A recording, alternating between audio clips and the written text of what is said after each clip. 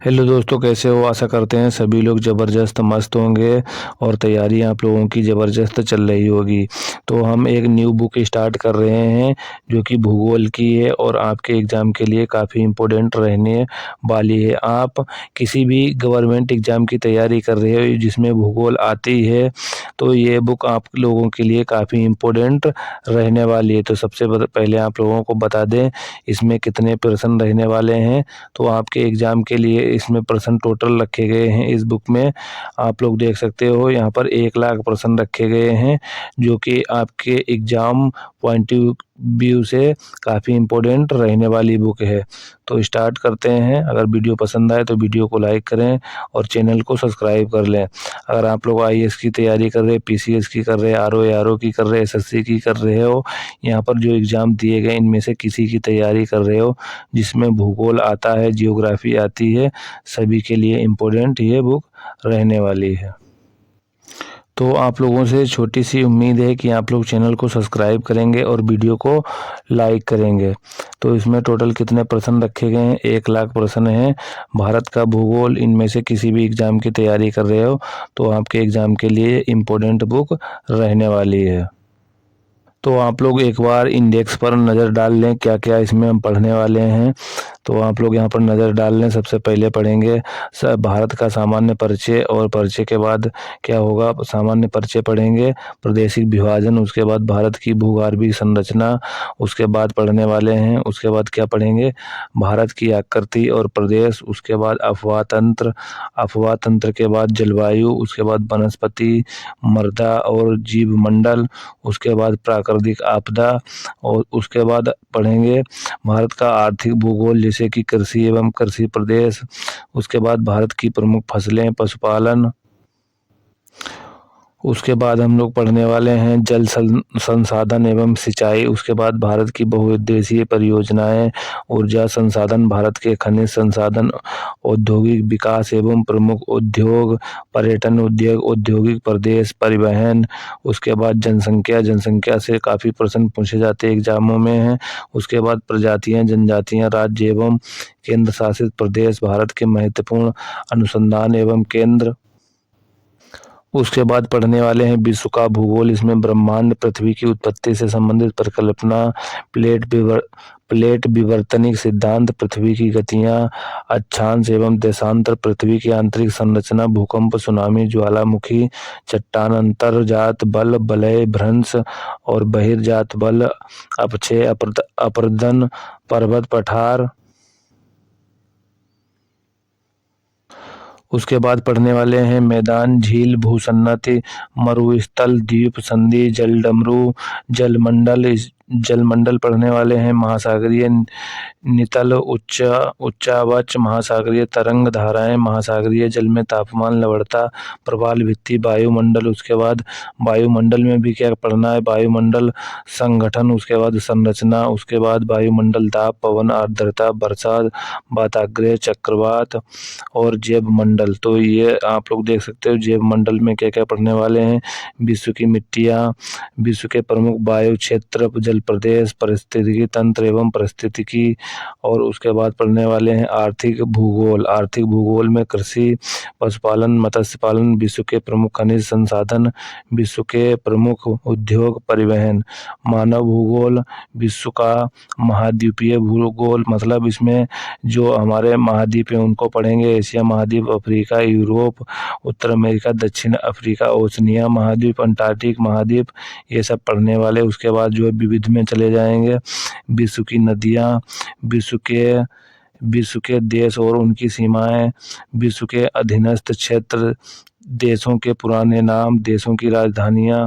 और उसके बाद भौगोलिक उपनाम, विश्व के प्रमुख सागर और महत्वपूर्ण तथ्य। तो जो अभी आप लोगों ने देखा सब इंडेक्स था, इसमें क्या पढ़ेंगे ये आप लोगों ने जाना। उसके बाद अब स्टार्ट कर रहे हैं। तो वीडियो अगर पसंद आए तो वीडियो को लाइक कर दें और चैनल को अभी कर लें सब्सक्राइब, और आशा करते हैं कि आप लोग चैनल को सब्सक्राइब करेंगे।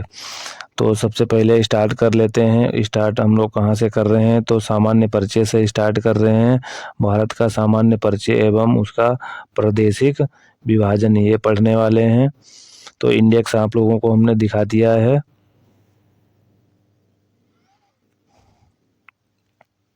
तो स्टार्ट करते हैं। हिमालय की गोद में स्थित एवं गंगा के पवित्र जल से सिंचित भारत एशिया महाद्वीप में स्थित है। सबसे पहले आप लोगों को पता होना चाहिए कि भारत में एशिया महाद्वीप में स्थित है। हिंद महासागर के शीर्ष पर मुकुट की तरह विराजमान है। और आपसे पूछा जाए कि हिंद महासागर के ऊपर कौन सा देश है, तो भारत हो जाएगा। अगर आपसे पूछा जाए कि भारत के जो है नीचे कौन सा महासागर स्थित है, तो आपको बताना है हिंद महासागर स्थित है।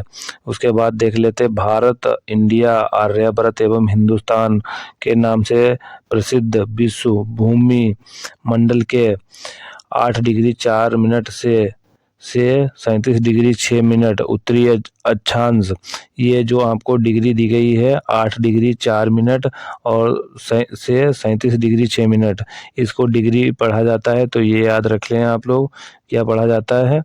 इसको जो अक्षांश दिया गया है 8 डिग्री 4 मिनट उत्तर से, ये ध्यान रखें उत्तर से, और 37 डिग्री 6 मिनट उत्तरी अक्षांश से 68 डिग्री 7 मिनट पूर्वी देशांतर से 97 डिग्री पूर्वी देशांतर के मध्य स्थित है। तो भारत की स्थिति अगर आपसे पूछी जाए तो ये आपको बताना है। तो ये क्या हो जाएगा, ये आपका अक्षांशीय विस्तार हो जाएगा और ये जो दिया गया है देशांतरीय विस्तार हो जाएगा। अभी आप लोगों को मैप में दिखा देंगे, तो ये भी याद रखें आप लोग। तो भारत का क्या नाम, भारत, इंडिया, आर्यभट्ट, हिंदुस्तान। तो सबसे पहले ये 4 नाम इसमें दिए गए हैं, ये याद रखें आप लोग। उसके बाद विस्तार आप लोग यहाँ पर देख सकते हो, अक्षांशीय विस्तार कितना है ये याद रखें। भारतीय उपमहाद्वीप में विश्व की लगभग सभी जलवायु, वनस्पतियां, जीवन दशाएं पाई जाती हैं। भारत प्राचीन से लेकर वर्तमान तक वैश्विक समाज से कुशल संबंध बनाए हुए है। तो यहाँ पर नामकरण से संबंधित कुछ फैक्ट देख लेते हैं। तो भारत के नामकरण से संबंधित फैक्ट यहाँ पर देख लेते हैं। जम्बू द्वीप कहा गया है भारत का दक्षिणी भाग होने के कारण। अब देख लेते हैं भारत के नाम। तो ब्रह्मावर्त, ये आप लोग याद रखें, ब्रह्मावर्त यानी भारत का दक्षिणी भाग होने के कारण। वहीं बात कर लेते हैं भारत कैसे नाम पड़ा। तो दुष्यंत और शकुंतला के पुत्र भरत के नाम पर नाम पड़ा किसका, भारत नाम पड़ा किसके, दुष्यंत और शकुंतला के पुत्र भरत के नाम पर। वायु पुराण से इसका पता चलता है, तो ये याद रख सकते हैं आप लोग हैं। उसके बाद बात करते हैं और अन्य नाम है। इंडिया नाम किसने दिया था, तो इंडिया नाम यूनानियों ने दिया था भारत को। तो संविधान में भारत के एक ही नाम है, एक ही नाम इंडिया और भारत नाम है संविधान में, भारतीय संविधान में उल्लेख है। वहीं बात कर लेते हैं भारत। तो भारत नाम यहाँ पर देख सकते हो ऋग्वेदिक काल के प्रमुख जन भरत के नाम पर भारत नाम पड़ा है। भाई हिंदुस्तान नाम कैसे पड़ा है, तो फारसी एवं अरबी इतिहासकारों द्वारा जो है हिंदुस्तान भारत का नाम रखा गया है। वहीं आर्यभट्ट की बात कर लेते हैं। तो आर्यभट्ट नाम कैसे पड़ा, तो आर्यभट्ट नाम कैसे पड़ा, आर्यों का निवास स्थल होने के कारण भारत का नाम आर्यभट्ट पड़ा। और वहीं ब्रह्मावर्त कैसे पड़ा, तो जम्बू द्वीप का दक्षिणी भाग होने के कारण पड़ा। तो आप लोगों ने अभी तक ये फैक्ट जाने नामकरण से संबंधित हैं। तो भारत को हिंदुस्तान की संज्ञा सर्वप्रथम किस देश के निवासियों ने दी थी, तो भारत को जो है हिंदुस्तान की संज्ञा ईरानियों ने दी थी, ये भी याद आप लोग रखें। उसके बाद नेक्स्ट फैक्ट है, बौद्ध काल में भारतवर्ष किस नाम से लोकप्रिय था, तो ये किस नाम से था, जम्बूद्वीप के नाम से फेमस था। किसके काल में, बौद्ध काल में भारतवर्ष जम्बूद्वीप के नाम से जो है लोकप्रिय था। भारत की खोज सर्वप्रथम किस यात्री ने की थी, तो वास्को डी गामा ने की थी। ये कहाँ का, पुर्तगाली था। अब नेक्स्ट देख लेते हैं सर्वप्रथम। नेक्स्ट है सर्वप्रथम इंडिया शब्द का प्रयोग भारत के लिए किस भाषा में किया गया था, तो ग्रीक यानी कि यूनानी भाषा में किया गया था। सर्वप्रथम इंडिया शब्द का प्रयोग भारत के लिए ग्रीक यूनानियों ने किया था। अब देख लेते हैं आकार एवं भौगोलिक अवस्थिति। तो आकार और भौगोलिक स्थिति, भारतीय भूभाग का कुल क्षेत्रफल कितना है? तो भारत का क्षेत्रफल आपसे पूछा जाए तो कितना है? 32,87,263 वर्ग किलोमीटर है। भारत का क्षेत्रफल विश्व के कुल भौगोलिक क्षेत्रफल का कितना प्रतिशत है? तो यहाँ पर आपका हो जाएगा 2.4% हो जाएगा। भारत का क्षेत्रफल विश्व के क्षेत्रफल का कितना परसेंट है? तो 2.4% है, ये याद रखें। और भारत की भू आकृति कैसी है? अगर आपसे पूछा जाए भारत की भू आकृति कैसी है, तो ये चतुष्कोणीय है, ये भी याद रखें। नेक्स्ट है, भारत का उत्तर से दक्षिण विस्तार कितना है? तो भारत का उत्तर से दक्षिण विस्तार कितना हो जाएगा? 3214 किलोमीटर। वहीं बात कर लेते हैं भारत का पूर्व से पश्चिम विस्तार कितना है? तो आपसे पूछा जा रहा है कि भारत का उत्तर से पश्चिम तक कितनी लंबाई है? तो 2933 किलोमीटर हो जाएगी। वहीं बात कर लेते हैं द्वीपों सहित भारत के तट रेखा की कुल लंबाई कितनी है? तो कितनी हो जाएगी? द्वीपों सहित भारत के तट रेखा की कुल लंबाई कितनी हो जाएगी? तो ये आप लोगों की हो जाएगी 7516.6 किलोमीटर, ये हो जाएगी द्वीपों सहित भारत के तट रेखा की कुल लंबाई। नेक्स्ट देख लेते हैं भारत की स्थलीय सीमा की लंबाई कितनी है? तो स्थलीय सीमा की लंबाई 15,200 किलोमीटर है। क्षेत्रफल की दृष्टि से भारत का विश्व में कौन सा स्थान है? 7वां स्थान है। जनसंख्या की दृष्टि से भारत का विश्व में कौन सा स्थान है? तो दूसरा स्थान आता है। पहला चाइना का आता है, मगर अभी की कोई जनगणना नहीं भारत की हुई है। रिपोर्टों के मुताबिक भारत दुनिया में नंबर 1 आ चुका है। वही बात कर लेते हैं, भारत की जनसंख्या विश्व की जनसंख्या का कितना प्रतिशत है? तो 17.5% है, ये भी याद रखें। नेक्स्ट देख लेते हैं। नेक्स्ट है, भारत में गांवों की संख्या लगभग कितनी है? तो भारत में गांवों की संख्या लगभग कितनी है? तो ये 6,40,000 से अधिक है गांवों की संख्या। नेक्स्ट देख लेते हैं, भारत का अक्षांशीय विस्तार। तो आप लोगों को अभी अक्षांशीय विस्तार बताया था, तो ये अक्षांशीय विस्तार कितना है? 8 डिग्री से आपका कितना है? 4 मिनट। उत्तरी अक्षांश से 37 डिग्री, आपका 37 डिग्री, ये 6 मिनट आप लोगों का हो जाएगा उत्तरी अक्षांश। तो ये अक्षांशीय विस्तार है भारत का। देशांतरीय विस्तार भारत का कितना है? तो अभी आप लोगों को बता चुके हैं देशांतरीय विस्तार भारत का कितना है। 67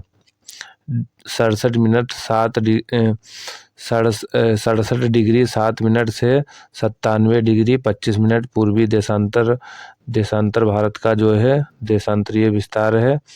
आप देख लेते हैं मानक समय रेखा। तो मानक समय रेखाओं से प्रश्न काफ़ी पूछे जाते हैं।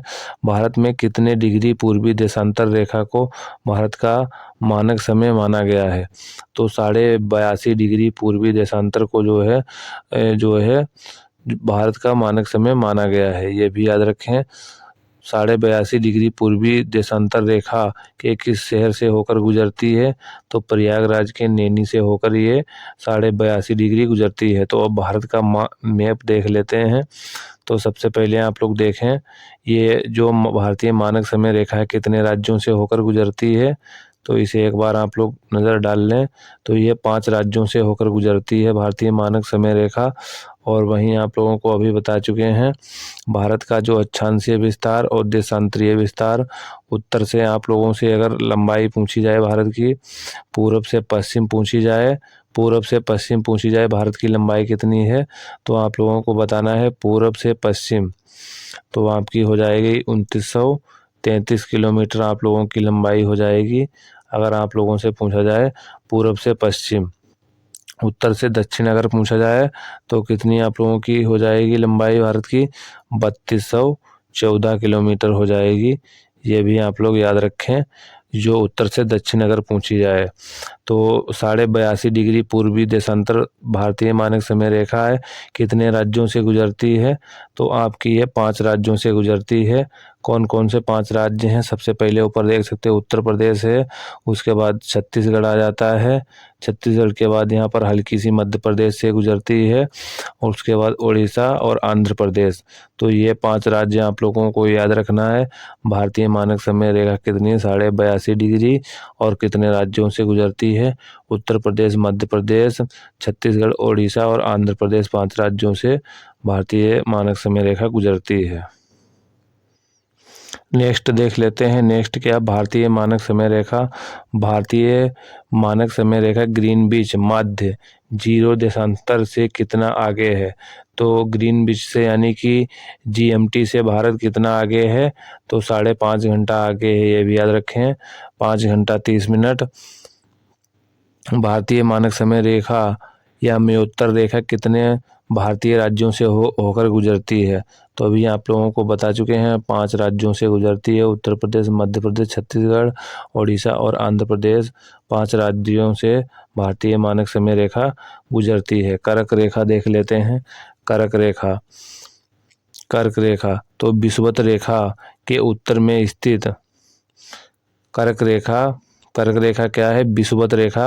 देखो पृथ्वी पर 3 रेखाएं खींची गई हैं। एक विषुवत रेखा होती है जिसे 0 डिग्री बोलते हैं, उसके बाद ऊपर एक कर्क रेखा है, उसके बाद एक नीचे कौन सी है, मकर रेखा। ये 3 रेखाएं हैं। जो ये वाली है ये आप लोगों की मकर हो जाएगी, ये कर्क हो जाएगी, ये विषुवत रेखा बीच वाली हो जाएगी, या 0 डिग्री से ही बोलते हैं। तो ये विषुवत रेखा के उत्तर में स्थित उत्तर में स्थित 23.5 डिग्री उत्तरी अक्षांश को कहा जाता है। तो क्या कहा जाता है, कर्क रेखा कहा जाता है। कर्क रेखा कहा जाता है। कर्क रेखा के रेखा भारत के कितने राज्यों से होकर गुजरती है। तो ये कर्क रेखा पूछा गया कितने राज्यों से गुजरती है, तो 8 राज्यों से कर्क रेखा गुजरती है। कौन कौन से राज्य हैं, तो 8 राज्य आप लोग देख सकते हो। राज्य आप लोग याद रखें, कई बार एग्जामों में पूछा जाता है। तो गुजरात, राजस्थान, मध्य प्रदेश, छत्तीसगढ़, झारखंड, पश्चिम बंगाल, त्रिपुरा, मिजोरम। तो मित्र पर गमछा झार करके एक ट्रिक है, उससे भी याद कर सकते हो। तो मैप में आप देख सकते हो कितने राज्यों से गुजरती है कर्क रेखा। तो ये रहा भारत का मैप, यहाँ पर आप लोग देख सकते हो।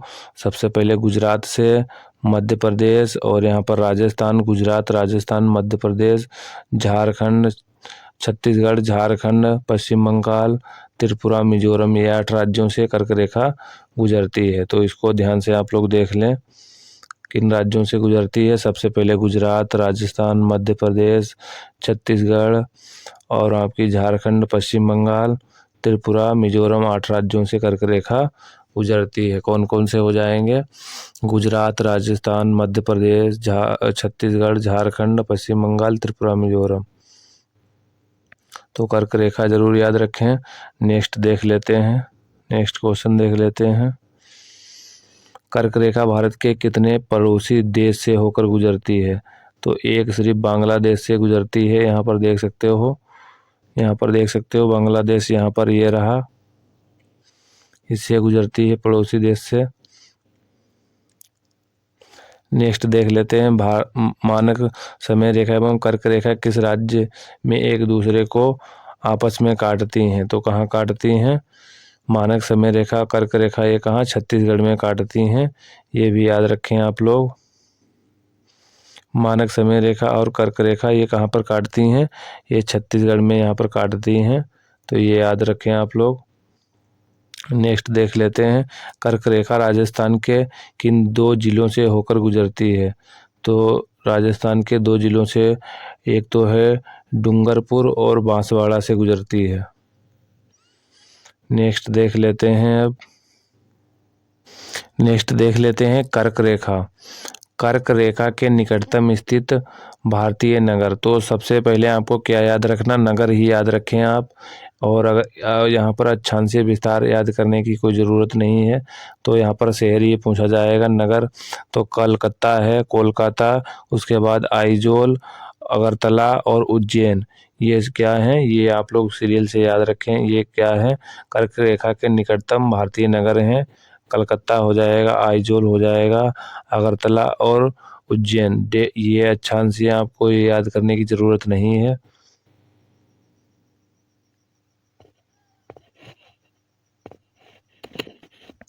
कुछ और जो है शहर नगर हैं, इन्हें भी आप लोग याद रखें। जैसे गांधीनगर है, ये कितने जो है अक्षांश पर है, ये यहाँ पर लिखा हुआ, अक्षांश याद ना करें। गुजरात गांधीनगर गुजरात का हो जाएगा। जोधपुर, जबलपुर, भोपाल और रांची और रायपुर, ये सब क्या है, कर्क रेखा के निकटतम है, ये याद रखें। अब बात कर लेते हैं भारत के दूरस्थ बिंदु। तो भारत के दूरस्थ बिंदु, ये भी एग्जामों में पूछा जाता है। भारत का दक्षिणतम बिंदु कौन सा हो जाएगा? तो इंदिरा पॉइंट हो जाएगा। भारत का दक्षिणतम बिंदु कौन सा हो जाएगा? इंदिरा पॉइंट हो जाएगा। वहीं बात कर लें भारत की मुख्य भूमि पर दक्षिणतम बिंदु कौन सा हो जाएगा? केप कमोरिन, कन्याकुमारी, जो कि तमिलनाडु में। भारत की मुख्य भूमि पर दक्षिणतम बिंदु कौन सा हो जाएगा? केप कमोरिन या कन्याकुमारी, ये कहाँ पर पड़ता है? तमिलनाडु में, भारत का दक्षिणतम बिंदु। वहीं बात कर लेते हैं इंदिरा पॉइंट। जो इंदिरा पॉइंट है भारत का दक्षिणतम बिंदु है। यहाँ पर बिल्कुल दक्षिणतम बिंदु अगर आपसे पूछा जाए तो आपको पिग्मेलियन पॉइंट बताना है। और भारत का दक्षिणतम बिंदु आपसे पूछा जाए तो आपको क्या बताना है? इसका जो पुराना नाम क्या हो जाएगा? इसका पिग्मेलियन पॉइंट हो जाएगा। और दक्षिणतम बिंदु कौन सा हो जाएगा? इंदिरा पॉइंट। पुराना नाम इसका पिग्मेलियन पॉइंट हो जाएगा। नेक्स्ट देख लेते हैं भारत के सुदूर दक्षिण में इंदिरा पॉइंट कहाँ स्थित है? तो बड़ा निकोबार में। ये किस में स्थित है? इंदिरा पॉइंट है, जिसे पिग्मेलियन पॉइंट कहते हैं। दक्षिणतम बिंदु है भारत का। दक्षिणतम बिंदु कहाँ स्थित है? तो बड़ा निकोबार में स्थित है, ये याद रखें। नेक्स्ट देख लेते हैं भारत का वह कौन सा स्थान है जहाँ पर बंगाल की खाड़ी, अरब सागर व हिंद सागर मिलते हैं? तो ये कन्याकुमारी है। कहाँ? तमिलनाडु में है। यहाँ पर कौन मिलता है? बंगाल की खाड़ी, अरब सागर और ये हिंद महासागर मिलते हैं। कहाँ? कन्याकुमारी में। तमिलनाडु में कन्याकुमारी पड़ती है। तो वहीं बात कर लेते हैं भारत का सुदूरतम उत्तरी बिंदु है। तो भारत का उत्तरी बिंदु कौन सा हो जाएगा? तो इंदिरा काल, ये लद्दाख में पड़ता है। सबसे उत्तरी बिंदु आपसे पूछा जाए तो इंदिरा काल, दक्षिणी पूछा जाए तो आपका पिग्मेलियन पॉइंट या इंदिरा पॉइंट हो जाएगा। तो यह याद रखें आप लोग। तो आपका कौन सा हो जाएगा? इंदिरा पॉइंट दक्षिणतम बिंदु, और यह पिग्मेलियन पॉइंट ये बड़ा निकोबार में पड़ता है। और वहीं आपसे पूछ लिया जाए अगर भारत का सबसे पूर्वी बिंदु कौन सा? किबिथु है, अरुणाचल प्रदेश में पड़ता है। पूर्वी बिंदु, इसे किबिथु को क्या बोलते हैं? बलांगू भी बोलते हैं, ये भी याद रखें। बलांगू भी बोलते हैं किसे? किबिथु को, ये याद रखें आप लोग। वहीं भारत का सबसे पश्चिमी बिंदु जो पड़ता है गौर माता गुहार मोती, ये गुजरात में पड़ता है, ये भी याद रखें आप लोग। कहाँ पड़ता है? ये गुजरात में पड़ता है। तो भारत के मैप में आप लोग देख सकते हो जो आपको पॉइंट बताए गए हैं। अभी भारत का सबसे उत्तरी बिंदु आपसे अगर पूछा जाए, उत्तरी बिंदु कौन सा हो जाएगा? उत्तरी सीमा आपसे पूछ ली जाए, सबसे उत्तरी सीमा, तो ये कौन सी हो जाएगी? इंदिरा जो है, इंदिरा काल हो जाएगा। ये कहाँ पर पड़ता है? जो सियाचिन लद्दाख में पड़ता है, ये भी आप लोग याद रखें। और उत्तर से दक्षिण लंबाई आपसे पूछ ले तो कितनी हो जाएगी? 3214 किलोमीटर हो जाएगी, ये भी आप लोग याद रखें। वहीं बात की जाए यहाँ पर, अगर आपसे पूछ लिया जाए कि भारत का सबसे पूर्वी बिंदु कौन सा हो जाएगा? पूर्वी जो किबिथु अरुणाचल प्रदेश में पड़ता है, इसे क्या बोलते हैं? बलांगू भी बोलते हैं, ये भी आप लोग याद रखें। वहीं आपसे पूछ लिया जाए कि सबसे पश्चिमी बिंदु कौन सा हो जाएगा? पश्चिमी बिंदु आपका गुहार मोती गुजरात में पड़ता है, ये याद रखें। और भारत की पूर्व से पश्चिम, इधर ये पूर्व से पश्चिम लंबाई ये कितनी हो जाएगी आप लोगों की? 2933 किलोमीटर हो जाएगी, ये भी आप लोग याद रखें। नेक्स्ट देख लेते हैं। नेक्स्ट अगर आप लोगों से पूछा जाए कि भारत का जो है, नेक्स्ट पूछा जाए आपसे कि भारत का दक्षिणतम मुख्य भूमि का अगर पूछा जाए तो ये आपका मुख्य भूमि का कन्याकुमारी में होगा, ये याद रखें। कन्याकुमारी तमिलनाडु में पड़ता है।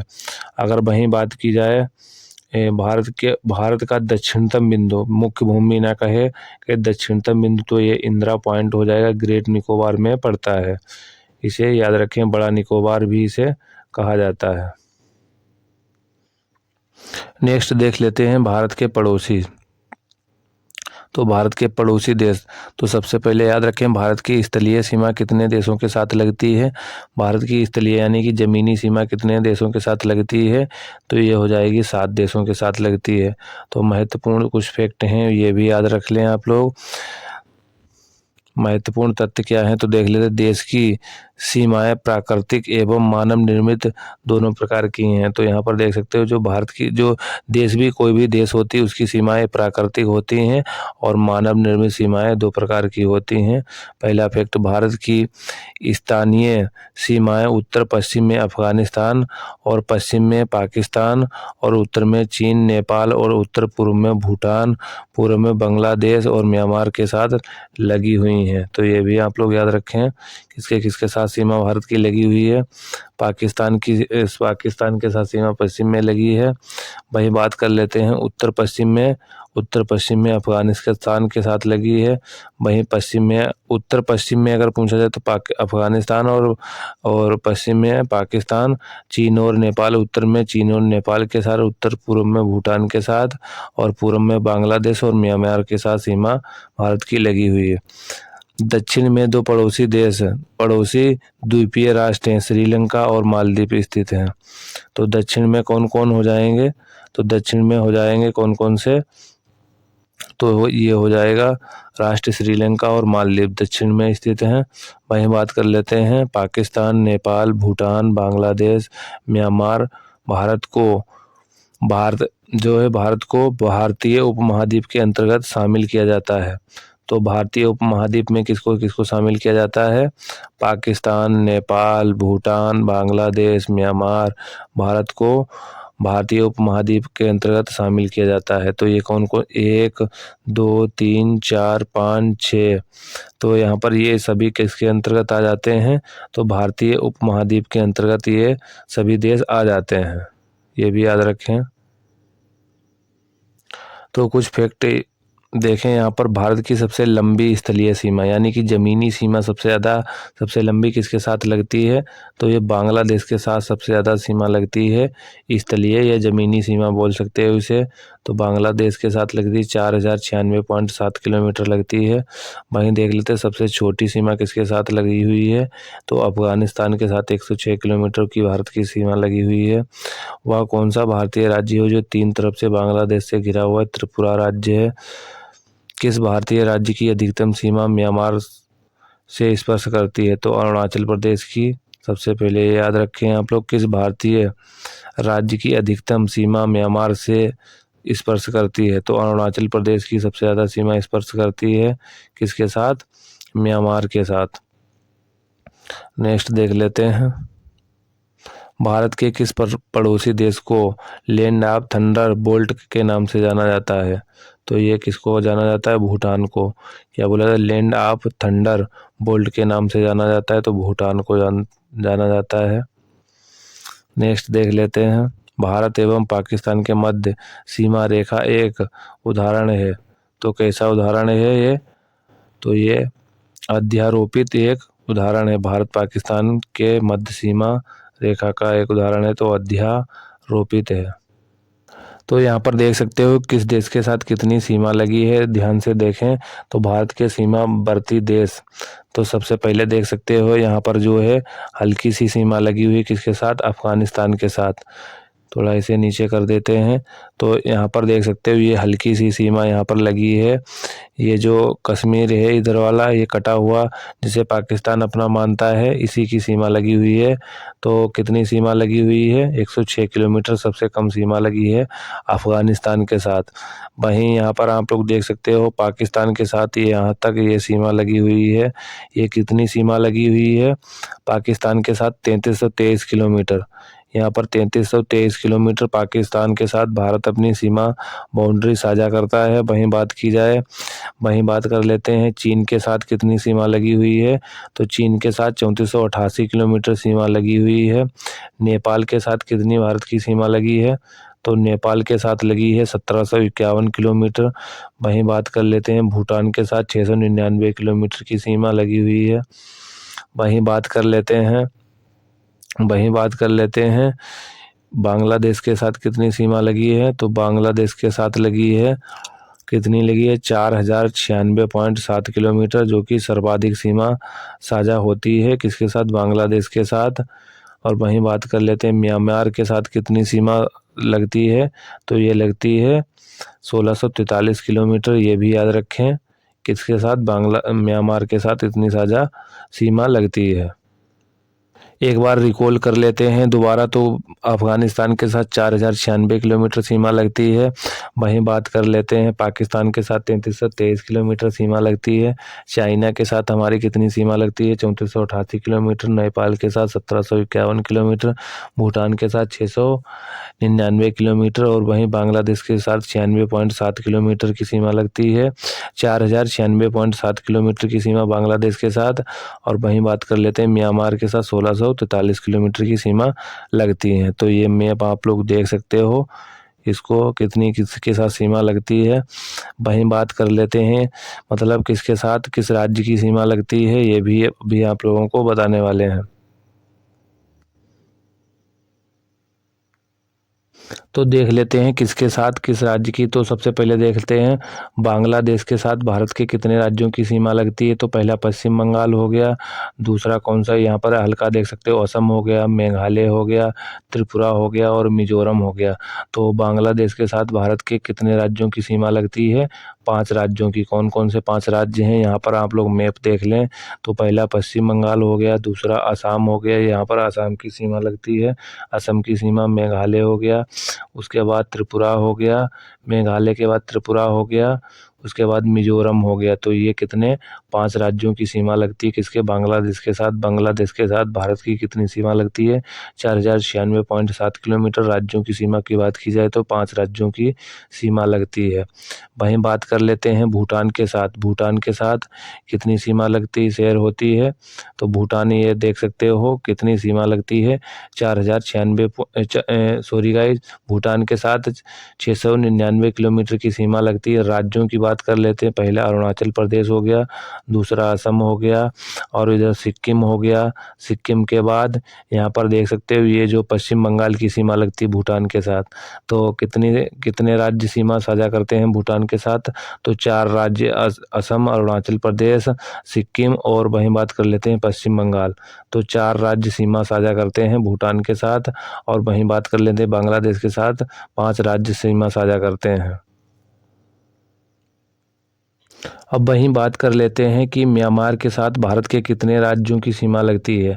तो सबसे पहले देख सकते हो ये आपका अरुणाचल प्रदेश हो गया, नागालैंड हो गया, मणिपुर हो गया, उसके बाद मिजोरम हो गया। तो मिजोरम हो गया, तो भारत के 4 राज्यों की सीमा लगती है म्यांमार के साथ।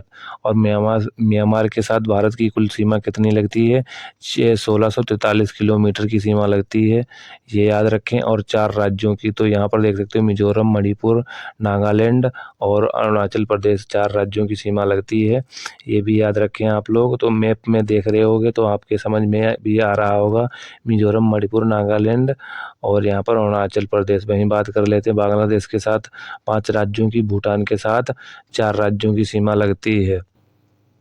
अब यहाँ पर देख सकते हो बात कर लेते हैं कि नेपाल के साथ कितने राज्यों की सीमा लगती है। तो सबसे पहले यहाँ से स्टार्ट होते हैं, सिक्किम की नेपाल के साथ सीमा लगती है।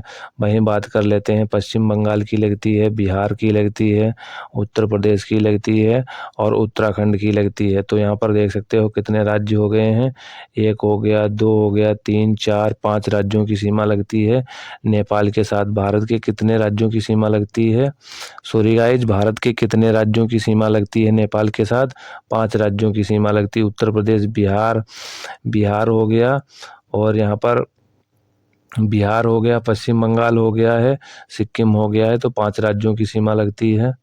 तो नेपाल के साथ भारत के 5 राज्यों की सीमा लगती, कौन कौन सा हो जाएगा, बिहार, पश्चिम बंगाल, सिक्किम, उत्तर प्रदेश, उत्तराखंड। वहीं बात कर लेते हैं टोटल सीमा कितनी लगती है, तो 1751 किलोमीटर की सीमा लगती है किसके साथ, नेपाल के साथ।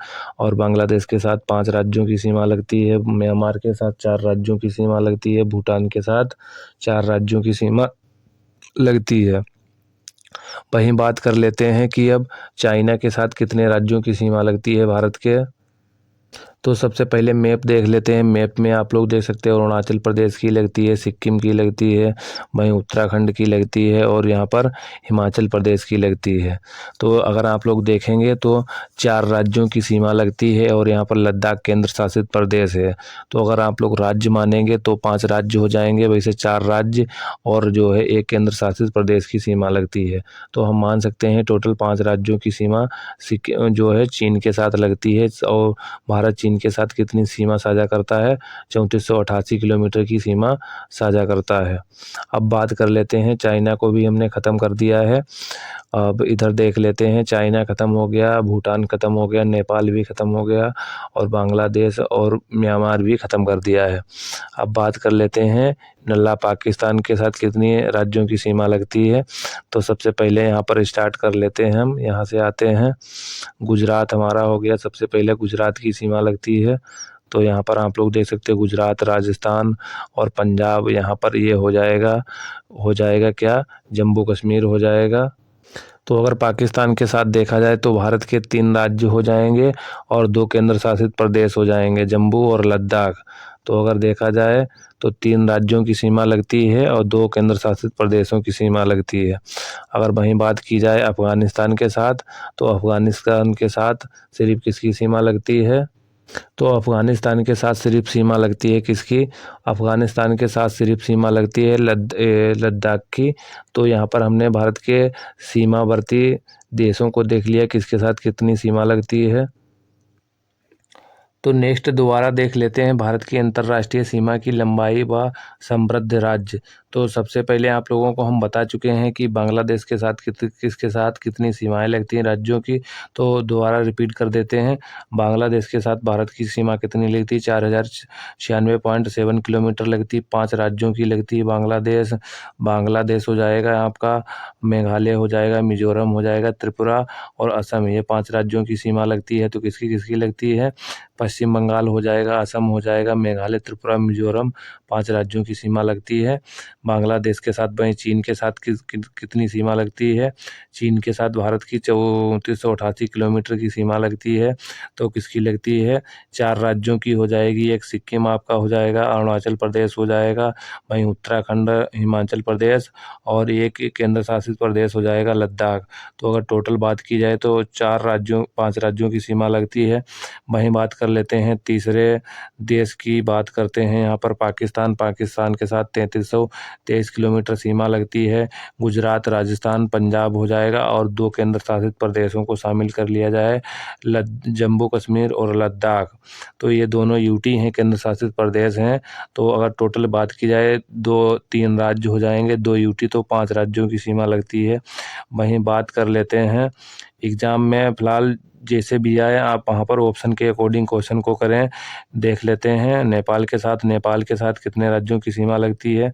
उत्तर प्रदेश हो जाएगा, उत्तर प्रदेश, बिहार हो जाएगा और पश्चिम बंगाल, उत्तराखंड आपका हो जाएगा, उत्तराखंड हो जाएगा और यहाँ पर टोटल 5 राज्य हो जाते हैं। तो उत्तर प्रदेश, बिहार, पश्चिम बंगाल और एक आपका सिक्किम हो जाएगा।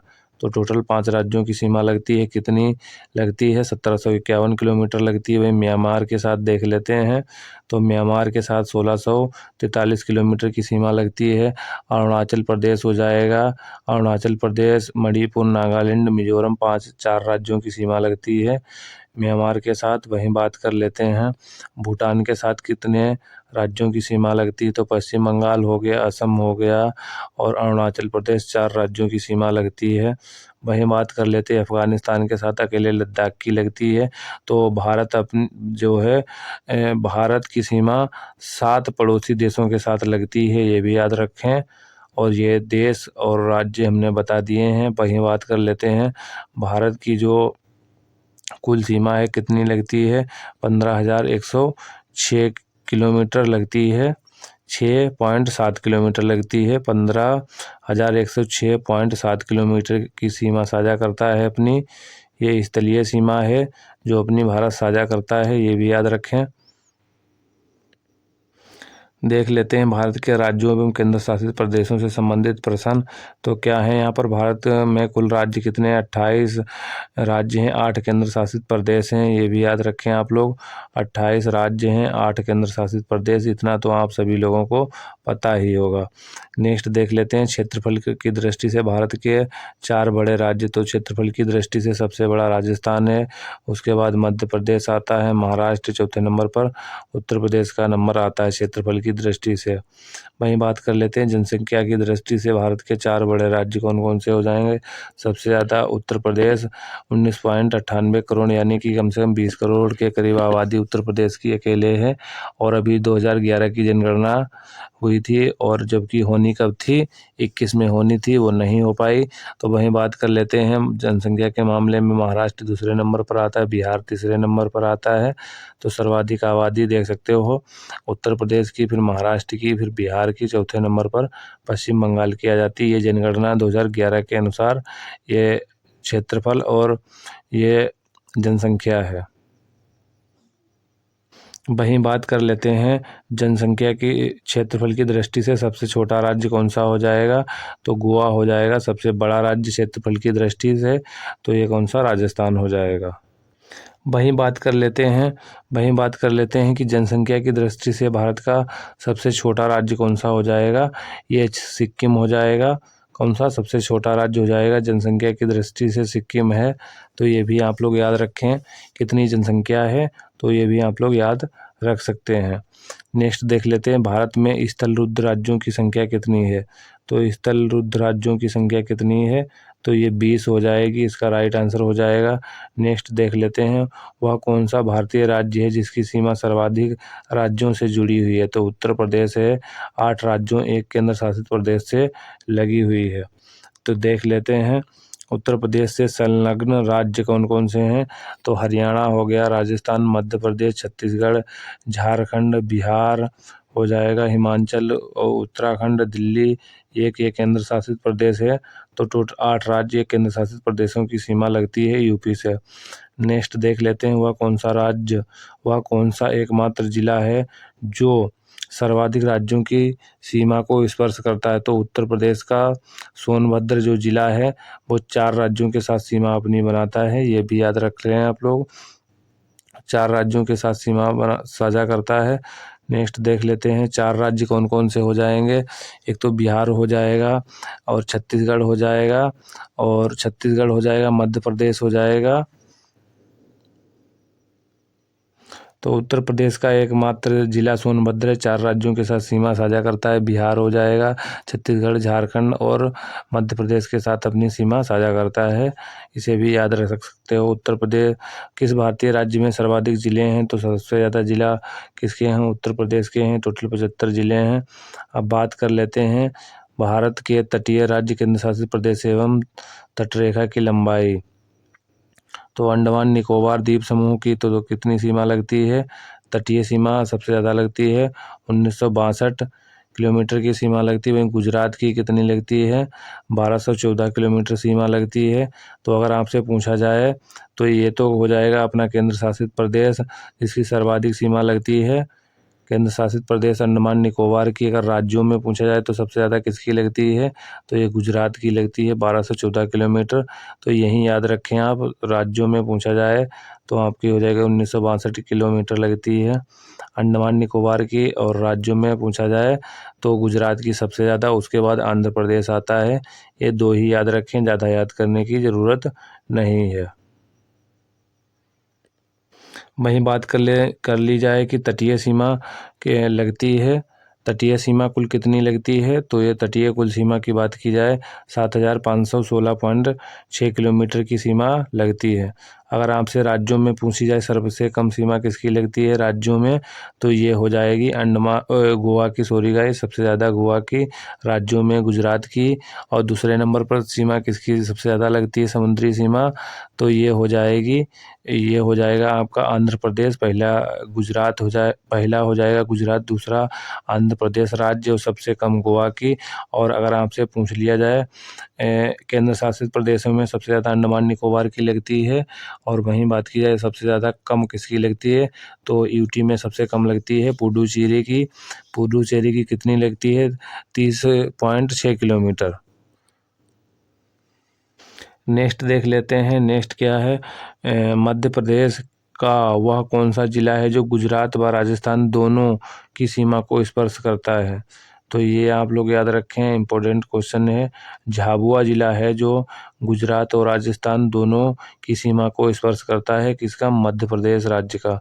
मध्य प्रदेश का वो कौन सा जिला जो उत्तर प्रदेश और छत्तीसगढ़ दोनों राज्यों की सीमा को स्पर्श करता है, तो ये हो जाएगा सिंगरौली जिला हो जाएगा, जो उत्तर प्रदेश का, मध्य प्रदेश का जिला है जो उत्तर प्रदेश और छत्तीसगढ़ दोनों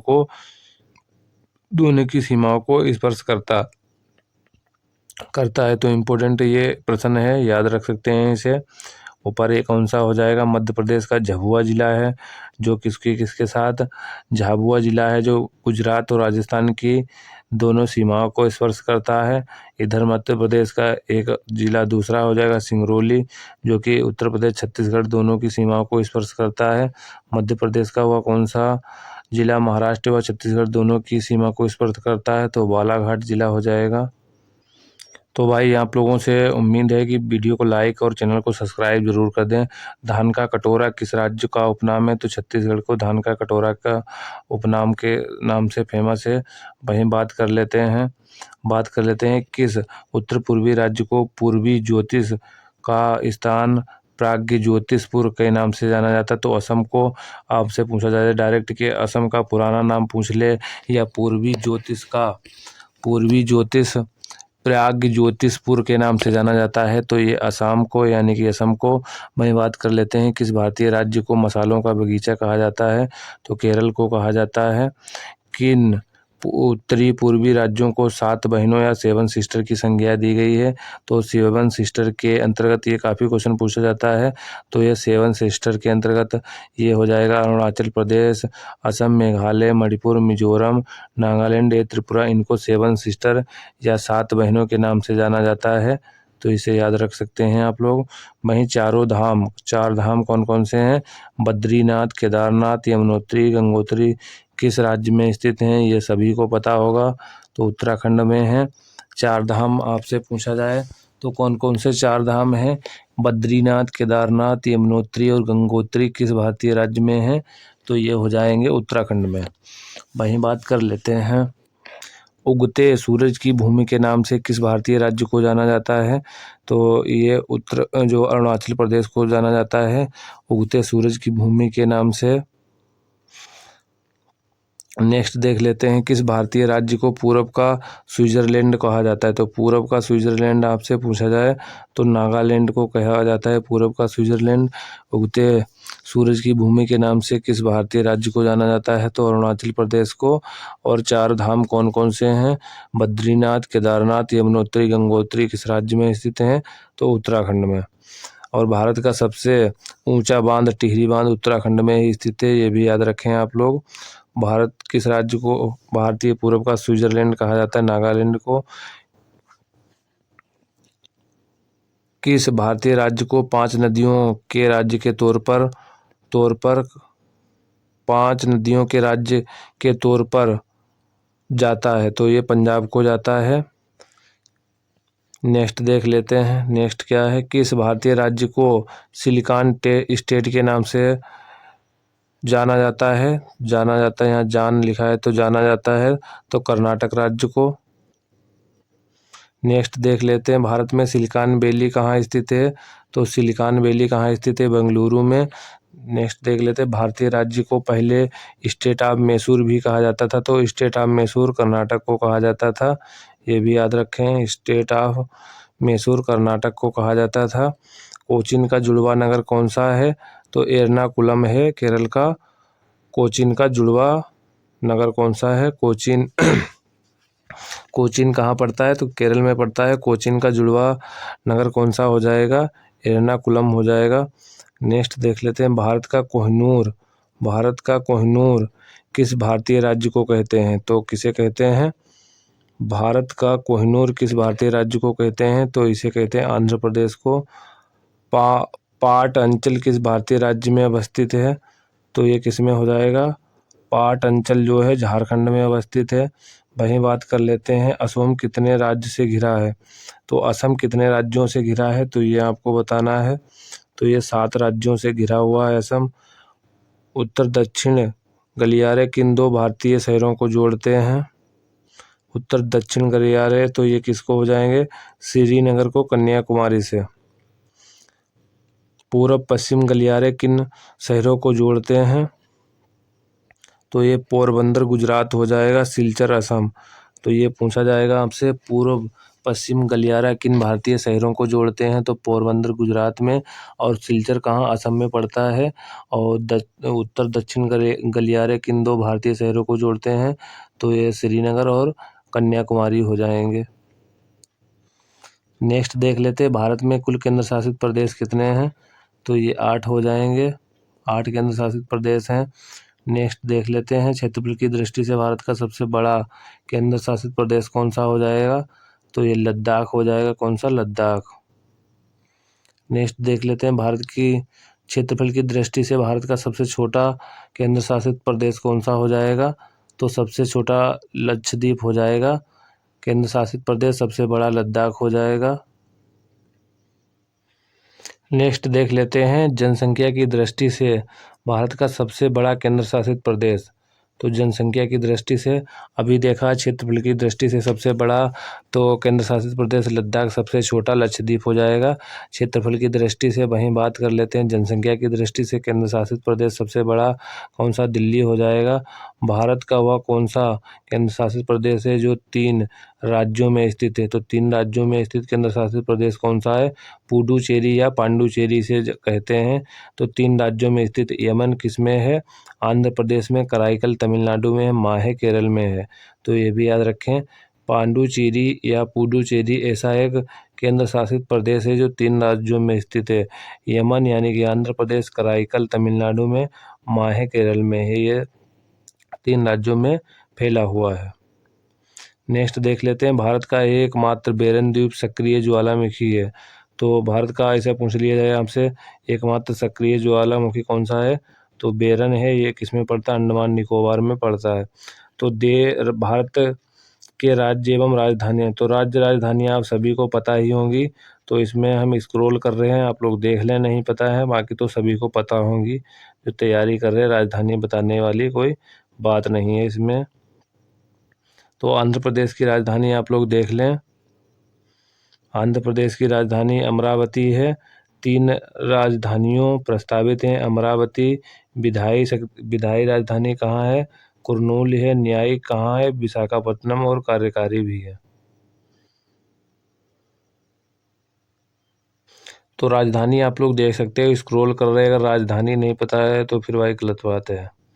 तो राजधानी सभी को पता होना चाहिए। केंद्र प्रदेशों की देख लें, जम्मू की राजधानी श्रीनगर होती है ग्रीष्मकालीन में, और जम्मू सर्दियों में होती है।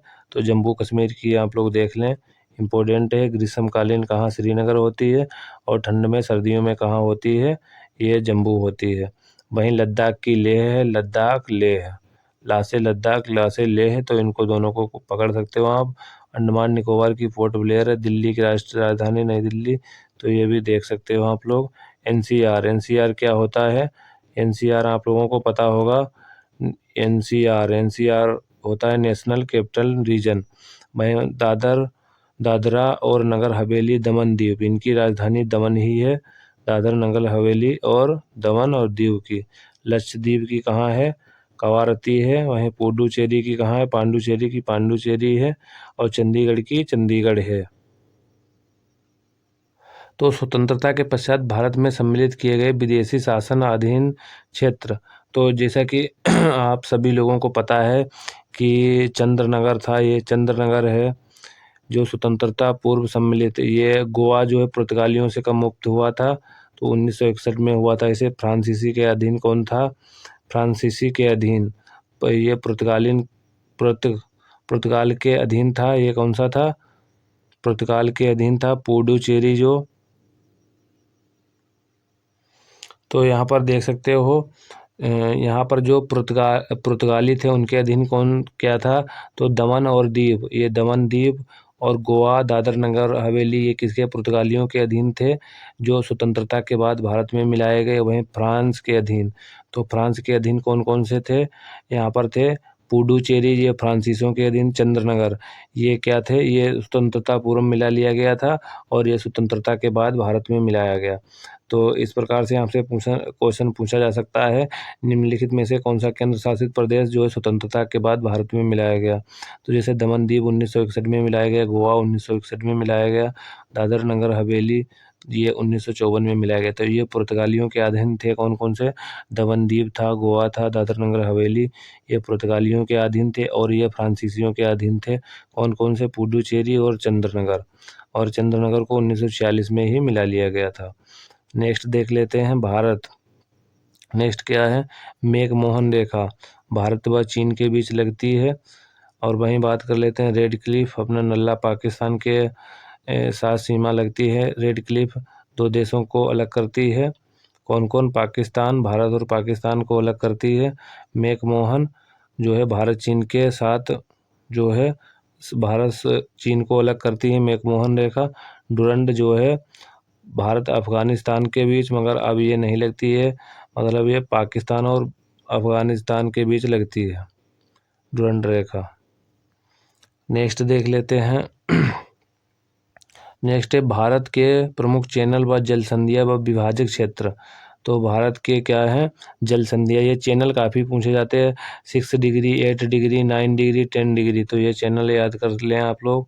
तो कई बार पूछा जाता है छोटा अंडमान और कार निकोबार, ये 10 डिग्री चैनल से लगता है, मतलब छोटा अंडमान और कार निकोबार, छोटा अंडमान और कार निकोबार किस चैनल के द्वारा अलग होते हैं, इस प्रकार से प्रश्न पूछा जाता है। तो ये 10 डिग्री चैनल से अलग होते हैं। वहीं बात कर देते हैं मालदीव मिनिकॉय, ये किस डिग्री, कौन से चैनल के द्वारा अलग होते हैं, विभाजक होते हैं। तो मालदीव मिनिकॉय, यहाँ पर देख सकते हो माल और मिनिकॉय, मामा दोनों में मिल रहा है, तो इस प्रकार से आप पकड़ सकते हो 8 डिग्री। अगर 8 को घुमा दोगे तो इस प्रकार से बन जाता है। तो मिनिकॉय और मालदीव 8 डिग्री चैनल से अलग होते हैं। वहीं 9 डिग्री चैनल मिनिकॉय और लक्षद्वीप और मिनिकॉय 9 डिग्री चैनल से अलग होते हैं। मालदीव मिनिकॉय 8 डिग्री से, और 6 डिग्री चैनल से ग्रेट निकोबार और सुमित्रा इंडोनेशिया, यानी कि सुमित्रा इंडोनेशिया, ये दोनों अलग होते हैं 6 डिग्री चैनल से। नेक्स्ट देख लेते हैं, नेक्स्ट है ग्रेट चैनल। ग्रेट चैनल कौन सा है, ग्रेट चैनल इंदिरा पॉइंट और इंडोनेशिया, ग्रेट चैनल से अलग होते हैं, कौन, इंदिरा पॉइंट और इंडोनेशिया। पाक जल संधि भारत और श्रीलंका के बीच है। वहीं बात कर लेते हैं कोको संधि, कोको संधि किसके बीच है, अंडमान और कोको द्वीप म्यांमार। तो ये कुछ यहाँ पर जल संधियाँ विभाजक देख लिए हैं। उसके बाद देख लेते हैं भारत से संबंधित अन्य परीक्षाएं उपयोगी प्रश्न। तो भारत की प्रादेशिक जल सीमा होती है 12 समुद्रीय मील। वहीं बात कर लेते हैं जल संलग्न क्षेत्र होता है, तो इसकी सीमा 24 मील होती है। वहीं बात कर लेते हैं अनन्य क्षेत्र, तो ये कितनी होती है, 200 मील तक सीमा होती है। तो ये सीमा क्या होती है, ये समुद्र से मतलब किसमें किसका अधिकार है ये होता है। ये 3 सीमाओं में बांटा गया है। तो ये पहली प्रादेशिक सीमा होती है, दूसरी संलग्न क्षेत्र, तीसरा अनन्य आर्थिक क्षेत्र होता है। ये याद रखें, पहली कितनी सीमा होती है, ये 12 समुद्री मील तक होता है। इस पर भारत का पूर्ण अधिकार होता है। इसमें टैक्स वैक्स वसूल सकता है भारत, कौन से, प्रादेशिक सीमा में। और वहीं बात कर लेते हैं दूसरा संलग्न क्षेत्र होता है, तीसरा जो होता है अनन्य आर्थिक क्षेत्र होता है। नेक्स्ट देख लेते हैं भारत के पूर्वी पश्चिमी छोरों के बीच कितना समय का अंतर है, तो 2 घंटे का है। वहीं बात कर लेते हैं भारत का औसत समुद्र तल का मापन कहाँ से होता है, चेन्नई से।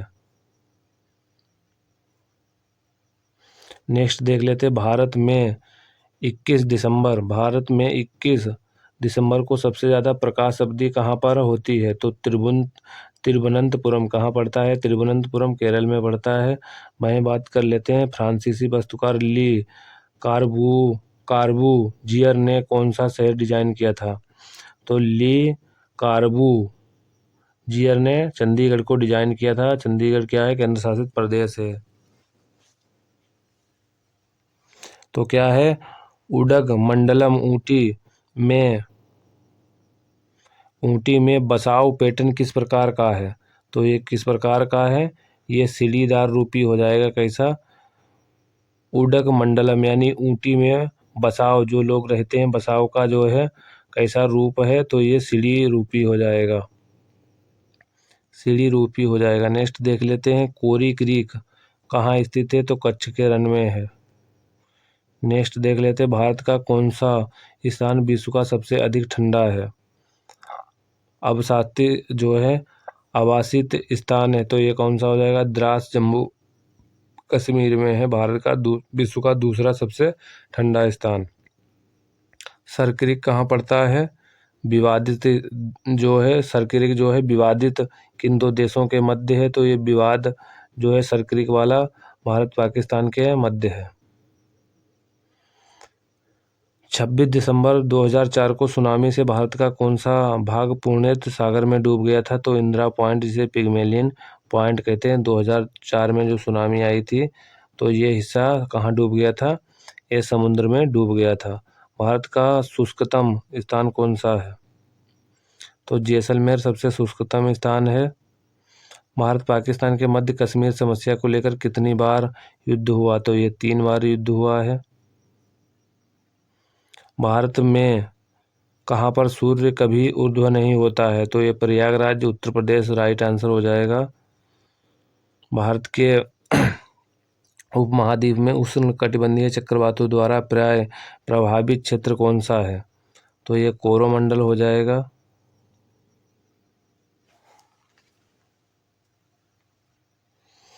नेक्स्ट देख लेते हैं गिलगिट बाल्टिस्तान का प्रादेशिक विवाद किन देशों के बीच है? तो ये भारत पाकिस्तान के बीच है। और कच्छ का रण का जो विवाद है वो भी पाकिस्तान और भारत के बीच है। वहीं बात कर लेते हैं, भारत में भूपत्रकों या सर्वे सीटों का प्रकाशन कहाँ से होता है?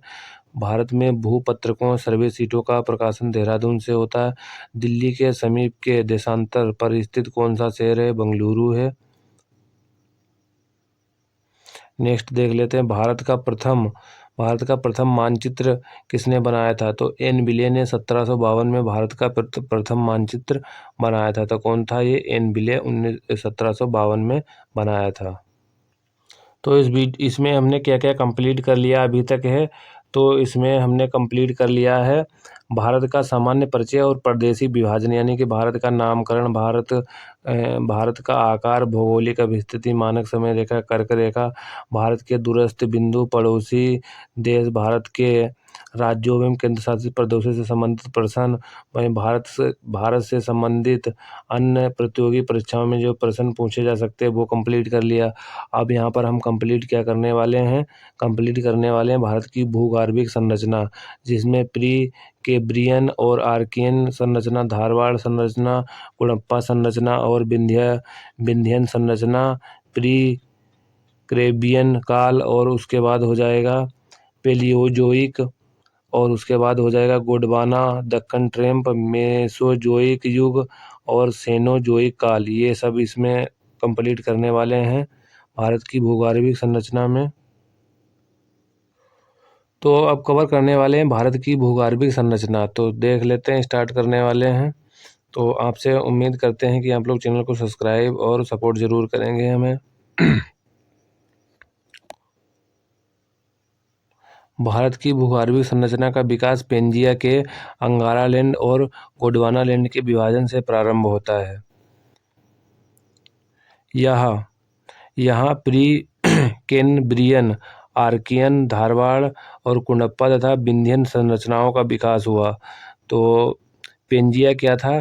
पेंजिया एक गोला था। ये टूटने के बाद क्या अंगारा लैंड बना और गोंडवाना लैंड बना। अगर आप लोगों ने पहले से पढ़ा होगा तो ये क्या बना था? अंगारा लैंड और गोंडवाना लैंड के विभाजन से प्रारंभ होता है। तो कि यहाँ से प्री कैम्ब्रियन, आर्कियन और उसके बाद धारवाड़ और कुणप्पा और विंध्य संरचनाओं का विकास हुआ। प्री कैम्ब्रियन युग की इस तरह आकृतियों में अरावली पर्वत और विंध्य श्रेणी की और छोटा नागपुर पठारी क्षेत्र प्रमुख हैं। तो आप लोग याद रखें कि आपसे पूछा जा सकता है इस प्रकार से कि प्री कैम्ब्रियन युग की स्थल आकृतियों में कौन सी अरावली पर्वत हो जाती है, विंध्यन श्रेणी हो जाती है और छोटा नागपुर के पठार ये हो जाते हैं। तो ये सब क्या हो जाती हैं, ये चट्टानें हो जाती हैं। धारवाड़ और एक कुंडप्पा हो जाता है, विंध्यन संरचना हो जाती हैं, आर्कियन हो जाती है, प्री कैम्ब्रियन हो जाती हैं। तो ये सभी याद रखें आप लोग। नेक्स्ट देख लेते हैं अंगारा लैंड। नेक्स्ट क्या है, अंगारा लैंड गोंडवाना लैंड के मध्य अवस्थित भूसन्नति कौन सी है, तो ये कौन सी हो जाएगी, टेथिस सागर हो जाएगी। कौन से इनके बीच में कौन सी भूसन्नति थी, पेंजिया टूटा था किसमें, अंगारा लैंड में और गोंडवाना लैंड में। वहीं बात कर लेते हैं इनके बीच अवस्थित भूसन्नति कौन सी थी, टेथिस सागर था। वहीं बात कर लेते भारतीय महाद्वीप मूलतः किस विशाल भूखंड का भाग है, तो जो भारतीय उपमहाद्वीप किसका है, तो ये गोंडवाना लैंड का हो जाएगा। किसका हिस्सा है, तो गोंडवाना लैंड का हो जाएगा भारतीय उपमहाद्वीप। मैं बात कर लेते हैं भारत से उपबंध पुरा चुंबकीय परिणामों के जो संकेत मिलते हैं उसके अनुसार भूतकाल में भारतीय स्थलपिंड किस दिशा की ओर अग्रसर हुआ, तो ये भारत उत्तर की ओर अग्रसर हुआ था। वहीं बात कर लेते हैं भारत के पश्चिम तट का निर्माण कैसे हुआ। भारत के जो पश्चिमी तट है का निर्माण कैसे हुआ, भूमि के उत्थान और निर्गमन के कारण जो है भारत के पश्चिमी तट का जो है विकास हुआ। तो बात कर लेते हैं अंगारा लैंड जो है पेंजिया टूटा, तो अंगारा लैंड के कौन कौन हिस्सा हैं, तो सबसे पहले अंगारा लैंड का यूरोप हो जाएगा, एशिया हो जाएगा, उत्तरी अमेरिका और ग्रीनलैंड एक इसके भाग हो जाएंगे, अंगारा लैंड के हो जाएंगे। वहीं बात कर लेते हैं, अब देखते हैं जो गोंडवाना लैंड के कौन कौन से भाग हो जाएंगे।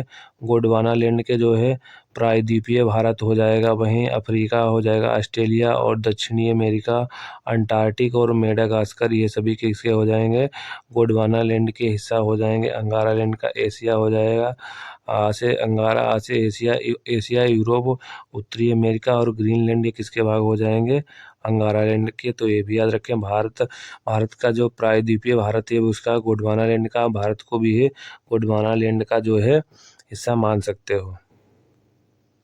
नेक्स्ट देख लेते हैं, नेक्स्ट क्या है, प्री कैम्ब्रियन आर्कियन संरचना। सर्वप्रथम आर्कियन संरचना का विकास कैसे हुआ, तो क्या हो जाएगा, आर्कियन संरचना का जो है विकास कैसे हुआ, गर्म गलित पदार्थों के शीतलीकरण, लावा मैग्मा के रूपांतरण के द्वारा जो है इसका विकास हुआ। जो है सर्वप्रथम आर्कियन संरचना का कैसे विकास हुआ, जो गर्म गलित पदार्थों के शीतलीकरण यानी कि लावा मैग्मा के रूपांतरण से किसका, आर्कियन संरचना का विकास हुआ।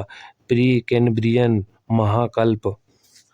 महाकल्प के किस क्रम की चट्टानों में जीवाश्म नहीं है पाए जाते हैं, तो किसमें, आर्कियन क्रम में जो है जीवाश्म नहीं पाए जाते हैं। वहीं बात कर लेते हैं आर्कियन क्रम की चट्टानें मुख्य रूप से किन क्षेत्रों में पाई जाती हैं, तो आर्कियन की आंध्र प्रदेश, कर्नाटक, तमिलनाडु, छोटा नागपुर और पठार, ओडिशा, मध्य प्रदेश, मेघालय के पठार और बुंदेलखंड क्षेत्र में ये किसकी, आर्कियन क्रम की चट्टानें मुख्य रूप से पाई जाती हैं। तो ये याद रखें, कहाँ का, छोटा नागपुर, मेघालय, कर्नाटक इसमें पाई जाती हैं। आर्कियन संरचना किस प्रकार के चट्टानों से निर्मित है, तो आर्कियन संरचना किस प्रकार के चट्टानों से निर्मित है, तो आग्नेय चट्टानों से निर्मित है, ये भी याद रखें आप लोग। प्री कैम्ब्रियन काल में अरावली पहाड़ियों का निर्माण किस रूप में हुआ था, तो ये मोड़दार पर्वतों के रूप में हुआ था। अब देख लेते हैं धारवाड़ संरचना। धारवाड़ क्रम की चट्टानों का निर्माण किस काल में हुआ था, तो ये प्री कैम्ब्रियन काल में हुआ था।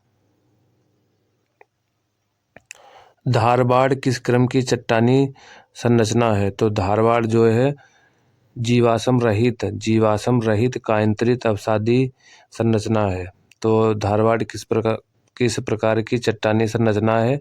तो ये किस प्रकार की हो जाएगी? ये जीवाश्म रहित कायांतरित अवसादी जो है संरचना है। धारवाड़ संरचना का सर्वाधिक विकास किस क्षेत्र में हुआ? तो धारवाड़ की क्रम की ये चट्टानें कहाँ हैं? तो ये कर्नाटक क्षेत्र में हो जाएंगी। भारत में धारवाड़ क्रम की चट्टानें हिमालय किन श्रेणियों में पाई जाती हैं? तो धारवाड़ क्रम की चट्टानें जो है लद्दाख, जास्कर, गढ़वाल व कुमाऊं श्रेणी में ये पाई जाती हैं। भारत के धात्विक खनिज संसाधन सबसे अधिक किस संरचना में पाए जाते हैं? तो सबसे अधिक धारवाड़ क्रम की जो है धारवाड़ संरचना में पाए जाते हैं जो धात्विक खनिज संसाधन। और वहीं बात कर लें भारत में धारवाड़ क्रम की चट्टानें हिमालय की किन श्रेणियों में पाई जाती हैं? तो लद्दाख, जास्कर और गढ़वाल कुमाऊं श्रेणी में। भारत के किस भूमिकीय शैल क्रम में लोहा आश्चर्य का समृद्ध भंडार पाया जाता है? तो धारवाड़ क्रम में पाया जाता है। धारवाड़ संरचना में मुख्यतः कौन से खनिज पाए जाते हैं? तो लोहा आश्चर्य, तांबा खनिज, अभ्रक, चांदी, डोलोमाइट, सोना, ये सभी पाए जाते हैं। किसमें? धारवाड़ संरचना में कौन कौन से खनिज पाए जाते हैं ये भी पूछा जा सकता है। तो सोना, चांदी, तांबा, मैंगनीज, लोहा आश्चर्य, डोलोमाइट, ये सभी पाए जाते हैं। तो महत्वपूर्ण तथ्य देख लेते हैं। भारत का 98% कोयला गोंडवाना क्रम की चट्टानों में पाया जाता है। तो ये भी याद रखें, कोयला जो है सर्वाधिक किस में पाया जाता है? तो गोंडवाना क्रम की चट्टानों। धारवाड़ क्रम की चट्टानों का निर्माण आर्कियन क्रम की चट्टानों के अपरदन और निक्षेपण के फलस्वरूप हुआ है। कुडप्पा संरचना का विकास आर्कियन और धारवाड़ संरचना में अपरदन और भौतिक रासायनिक परिवर्तन से प्राप्त अवसादों के निक्षेपण से हुआ है। ये फैक्ट आपके एग्जाम के लिए इम्पोर्टेंट है। आर्कियन शैलों में धात्विक और अधात्विक और दुर्लभ खनिज पाए जाते हैं। आर्कियन शैलों में धात्विक, अधात्विक और दुर्लभ खनिज पाए जाते हैं। किसमें? आर्कियन में। विंध्यन संरचना भवन निर्माण के पत्थरों के लिए प्रसिद्ध है। विंध्यन जो संरचना है उसमें क्या है? भवन निर्माण के पत्थरों के लिए काफ़ी प्रसिद्ध है। नेक्स्ट देख लेते हैं कुडप्पा संरचना को। तो कुडप्पा संरचना का सर्वाधिक विकास किस क्षेत्र में हुआ है? तो आंध्र प्रदेश में हुआ। किसका? कुडप्पा का। वहीं बात कर लेते हैं कुडप्पा संरचना में सर्वाधिक भंडार हैं चूना पत्थर के हैं। तो वहीं देख लेते हैं कुडप्पा संरचना किन चट्टानों के लिए प्रसिद्ध है? तो कुडप्पा संरचना किसके लिए प्रसिद्ध है? तो ये चूना पत्थर, बलुआ, एवेस्टर व संगमरमर है तो फेमस है। विंध्यायन संरचना, विंध्यन की क्रम की चट्टानों का निर्माण हुआ तो जल निक्षेपों से हुआ। विंध्यन संरचना निर्मित है तो अवसादी चट्टानों से निर्मित है। किससे? अवसादी चट्टानों से निर्मित है। विंध्यन क्रम की चट्टानों का विस्तार किन क्षेत्रों में है? तो सासाराम, रोहतास बिहार में, और चित्तौड़ क्षेत्र में राजस्थान में, होशंगाबाद मध्य प्रदेश और आगरा में। तो चैनल को सब्सक्राइब जरूर कर लें। पन्ना मध्य प्रदेश में, गोलकुंडा आंध्र प्रदेश की हीरा की खानें संरचना चट्टानें में पाई जाती हैं। तो पन्ना मध्य प्रदेश में है, गोलकुंडा आंध्र प्रदेश में, और हीरा की खानें किस संरचना चट्टान में पाई जाती? तो विंध्य क्रम की चट्टानों में पाई जाती हैं। अब पढ़ने वाले हैं प्री कैम्ब्रियन काल। तो आर्कियन क्रम संरचना कैसी है? आर्कियन क्रम की है। इससे संबंधित क्षेत्र कौन कौन सा है? अरावली हो जाएगा, पर्वतीय क्षेत्र, दक्षिण पर्वतीय क्षेत्र हो जाएगा, और बुंदेलखंड पर्वतीय क्षेत्र। विशेषता क्या है? आग्नेय कायांतरित चट्टाने से निर्मित संरचना है। कैसी है? आग्नेय कायांतरित चट्टानों से निर्मित संरचना है आर्कियन। भाई धारवाड़ क्रम हो जाएगा संरचना। इसमें क्या है? अरावली। धारवाड़ क्रम की जो चट्टानें इसके अंतर्गत कौन कौन से क्षेत्र आ जाता है? तो ये धारवाड़, अरावली हो जाएगी, छोटा नागपुर हो जाएगा। ये किससे विशेषता क्या इसकी है? अवसादी चट्टानों से निर्मित व जीवाश्म रहित है। धारवाड़ क्रम की चट्टानें जो हैं किससे? अवसादी चट्टानों से निर्मित व जीवाश्म रहित हैं। कुडप्पा क्या है? छोटा नागपुर पठार। छोटा नागपुर पठार, कुडप्पा जिला आंध्र प्रदेश, अरावली पर्वत, सेवराय और जेवादी तमिलनाडु क्षेत्र। ये किससे संबंधित है? कुडप्पा से, चूना पत्थर से युक्त है। नेक्स्ट विंध्यन देख लेते हैं। रोहतास बिहार, चित्तौड़ राजस्थान क्षेत्र हो जाएगा और होशंगाबाद मध्य प्रदेश का। ये जीवाश्म युक्त अवसादी चट्टानों के जो हो जाएंगे उदाहरण। नेक्स्ट देख लेते हैं प्रायद्वीपीय भारत में गोंडवाना।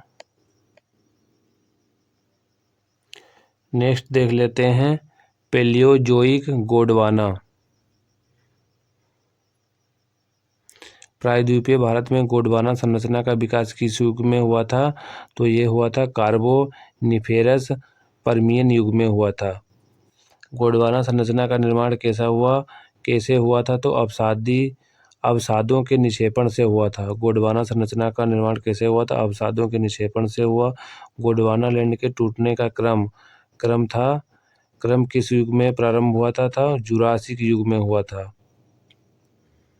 गोंडवाना संरचना का संबंध किस नदी बेसिनों से है? तो दामोदर, महानदी, गोदावरी, सोन और नर्मदा नदी से है। गोंडवाना संरचना का संबंध किन नदी बेसिनों से है? तो दामोदर, महानदी, गोदावरी, सोन तथा नर्मदा नदी बेसिन से है। बिटुमिनस कोयला के भंडार की दृष्टि से भारत की सर्वाधिक महत्वपूर्ण संरचना कौन सी है? तो गोंडवाना संरचना हो जाएगी। कौन सी चट्टान प्रणाली भारत में नवीनतम है? तो गोंडवाना हो जाएगी।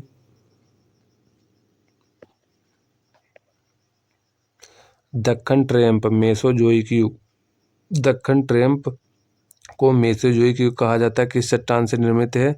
तो ये बेसाल्ट चट्टान से निर्मित है। कौन? दक्कन ट्रैप। दक्कन ट्रैप संरचना का मुख्य विकास किस क्षेत्र में हुआ? तो महाराष्ट्र और मालवा क्षेत्र में हुआ है।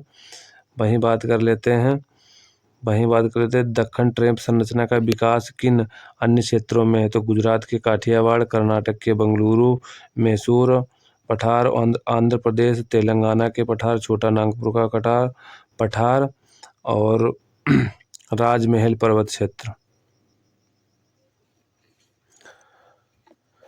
राजमहल ट्रैप का निर्माण किस काल में हुआ था? तो जुरासिक काल में हुआ था।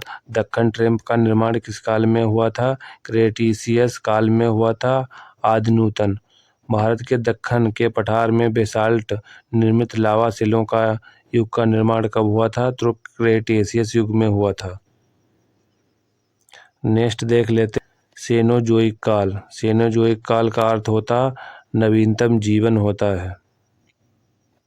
सेनोजोइक को टर्शियरी, क्वाटरनरी दो भागों में डिवाइड किया गया है। उसके बाद क्वाटरनरी को प्लीस्टोसीन, हिमयुग के पहले और हिमयुग के बाद। तो हो जाएगा प्लीस्टोसीन हिमयुग के पहले हिमालय पर्वत की उत्पत्ति और हिमयुग के बाद भारत के उत्तरी मैदान एवं तटीय मैदान का निर्माण। तो क्वार्टर जो है सेनोजोइक को दो भागों में डिवाइड किया, टर्शियरी में और क्वाटरनरी में। क्वाटरनरी को दो भागों में डिवाइड किया गया, किसमें? प्लीस्टोसीन हिमयुग के पहले और हिमयुग के बाद। हिमालय का पर्वत की उत्पत्ति किससे हुई थी? हिमयुग के पहले और हिमयुग के बाद में किसकी उत्पत्ति? भारत के उत्तरी मैदान और तटीय मैदान का निर्माण। तो देश की वर्तमान स्थलाकृति किस युग में सुनिश्चित की गई थी? तो ये प्लीस्टोसीन युग में। पृथ्वी पर सबसे पहले व्यापक हिमयुग गुंज मिडेल रिस बुर्म किस काल में आया? तो ये हो जाएगा प्लीस्टोसीन काल में। भारत में पेट्रोलियम पदार्थ किस क्रम की चट्टानों में पाए जाते हैं? तो ये टर्शरी क्रम की अवसादी चट्टानों में पाए जाते हैं। इंडस सांगपो सचर जोन का निर्माण कब हुआ? तो ये हुआ प्लायोसीन और इरोसीन काल के मध्य। एमबीएफ मेन बाउंड्री फॉल्ट का विकास हुआ सेनोजोइक काल में। बृहद हिमालय की उत्पत्ति हुई, तो बृहद हिमालय की उत्पत्ति कब हुई थी? ओलीगोसीन काल में। किसमें? ओलीगोसीन काल में बृहद हिमालय की उत्पत्ति हुई। शिवालिक हिमालय की उत्पत्ति कब हुई थी? तो ये हुई थी प्लायोसीन काल में। प्लायोसीन काल में शिवालिक हिमालय की उत्पत्ति प्लायोसीन काल में, और ओलीगोसीन काल में बृहद हिमालय की उत्पत्ति हुई। वही बात कर लेते हैं, लघु और मध्य हिमालय की उत्पत्ति कब हुई थी? तो ये हुई थी मायोसीन काल में। हिमालय मैदान के बांगरबा खादर का विकास हुआ अत्यंत न्यूनतम युग में हुआ था। नर्मदा, ताप्ती, गोदावरी, कृष्णा व कावेरी नदियों की वेदिकाओं का निर्माण किसमें हुआ था? सेनोजोइक के अत्यंत न्यूनतम युग में इसका निर्माण हुआ था।